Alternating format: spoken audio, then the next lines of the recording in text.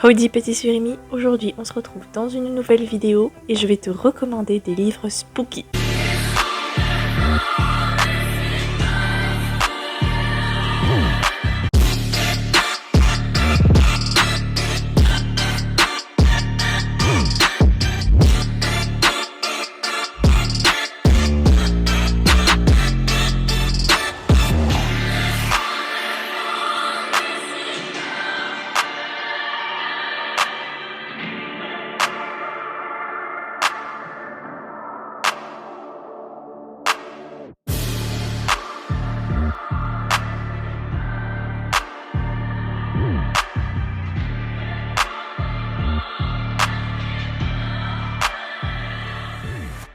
Je souhaitais te présenter quelques livres idéaux pour une période halloweenesque. Ça peut pas être forcément flippant, il n'y a pas forcément de l'horreur, mais ça peut être un petit peu un caractère bucolique idéal en fin d'octobre, ou alors un caractère assez magique avec des éléments assez folkloriques et un champ lexical de tout ce qui pourrait se rapporter à Halloween.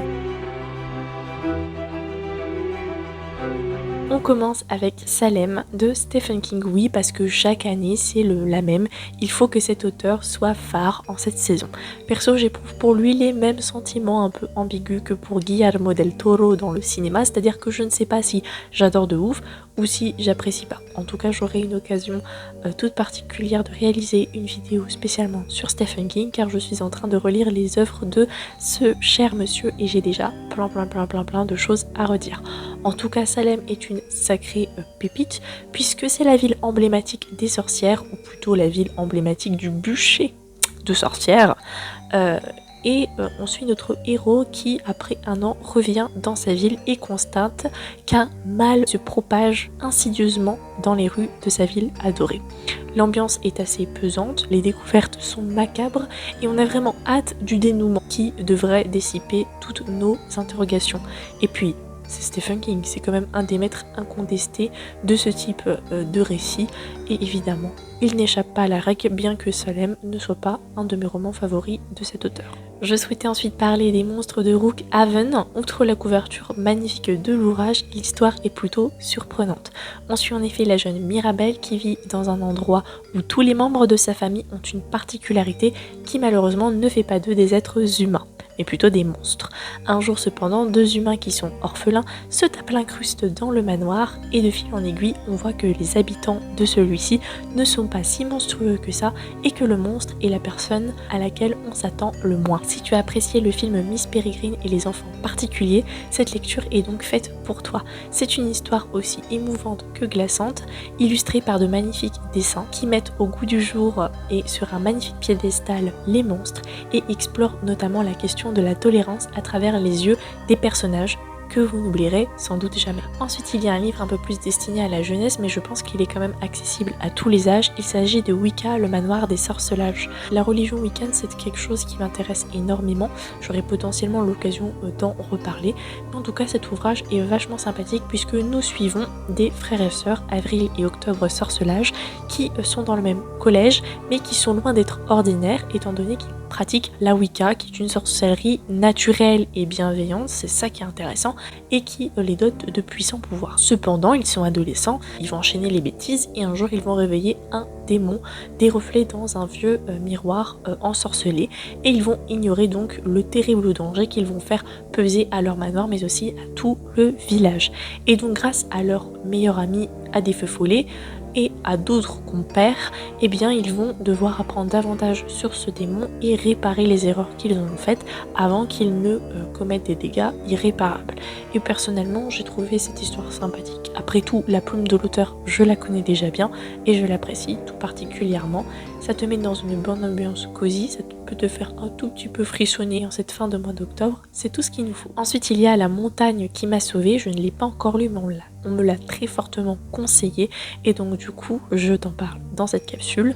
La Grande Dépression contraint la famille d'Ellie à quitter sa maison en ville et à tout recommencer à zéro au sein d'une forêt sauvage, sauf que malheureusement, il y a un membre de la famille de Ellie qui tombe gravement malade et Ellie découvre en fait une forêt et derrière une montagne où il se trouverait avoir une sorcière Et donc Ellie espère que cette sorcière pourra guérir son papa qui est dans le coma. Et apparemment cette sorcière posséderait d'extraordinaires secrets de guérison. Et donc on va suivre tout simplement la quête de Ellie pour se faire bien voir étant donné que tout le monde l'accuse injustement et aussi sauver son papa, sauf qu'évidemment tu penses bien qu'elle va rencontrer des gens, qu'elle va découvrir des choses dans la montagne et donc c'est un petit voyage qui a l'air vachement sympathique pour cette fin d'octobre. Et puis la couverture est magnifique avec cette belle tête de loup et à l'intérieur toute la montagne et tout un petit peu le périple. Il y a le livre Sorcière associée qui je crois est en plusieurs tomes. Dans la cité millénaire de Jarta, la magie refait surface à tous les coins de rue, les maisons closes sont tenues par des succubes, les cimetières grouillent de ghouls et pour Tanit et Padmé, sorcières associées, le travail ne manque donc pas. Mais voilà qu'un vampire sollicite leur aide après avoir été envoûté par un inconnu, tandis que d'étranges incidents vont survenir dans une usine dont les ouvriers sont évidemment tous, je pense que tu l'as deviné, des zombies. Tanit et Padmé pensaient mener des enquêtes de routine, mais là, leurs découvertes vont les entraîner bien au-delà de ce qu'elles imaginaient. Tout est lié et tout est bien plus profond et macabre qu'aux premiers abords. En effet, à Jarta, les créatures de l'ombre ne sont pas du tout les plus dangereuses. C'est un roman à 2 voix, puisqu'il y a 2 héroïnes qui ont un caractère bien trempé. L'enquête est assez trépidante, la cité est métissée, ça c'est beau et quelque part on peut en faire un parallèle par rapport à notre société actuelle. Et puis le folklore de tous les vampires, les zombies, les monstres, etc. c'est quelque chose que j'affectionne tout particulièrement. Et Alex Evans montre encore une fois qu'il a un imaginaire steampunk bien rodé et qui nous régale. La magie est à chaque coin de rue, le folklore halloweenesque est au rendez-vous.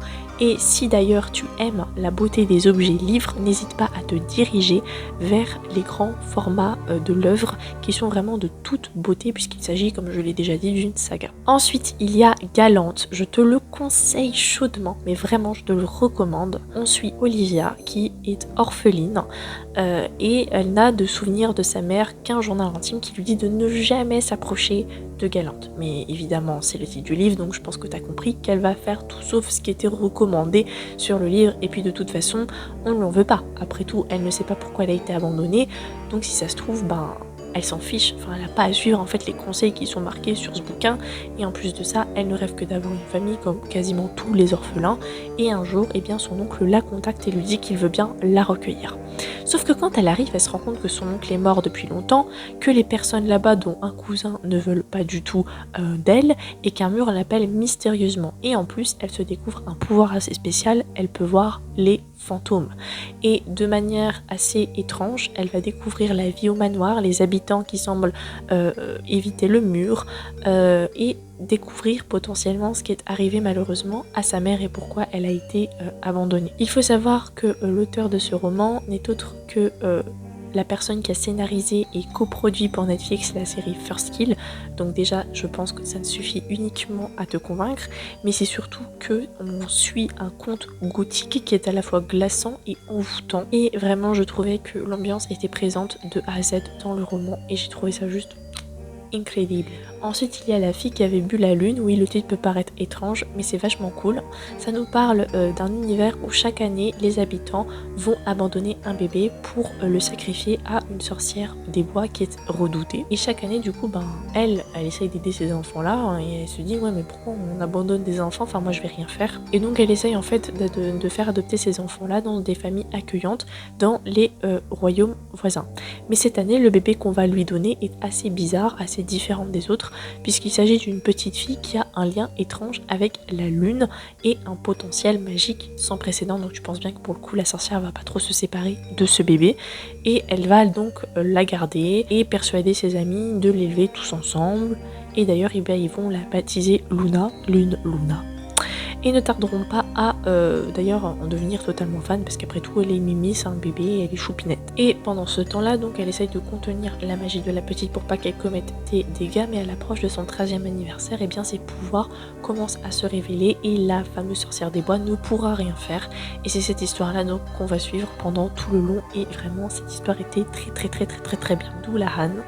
Tu connais vraiment mon obsession pour l'Écosse et l'Irlande, ou plutôt devrais-je dire les Écossais et les Irlandais. Et ce bouquin est vraiment une pépite puisqu'il mêle avec habileté ambiance spooky et voyage au fin fond de l'Irlande au travers de la légende de Dullahan, le cavalier sans tête, dans les contrées sauvages de ce sublime pays. On raconte d'ailleurs que le cavalier sans tête erre dans la nuit avec son épée, son fouet de vertèbres et qu'il sème la mort sur son passage. Tout le monde pense que c'est une légende, notamment Mila, jusqu'au jour où elle va se faire enlever par ce fameux cavalier sans tête.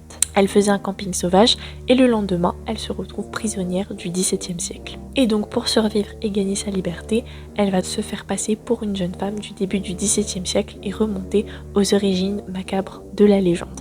Et il y a un petit côté romance qui contrebalance en fait quelque peu l'ambiance pesante du livre et c'est vraiment un régal. Les Faucons de Ravera qui se terminent en 2 tomes.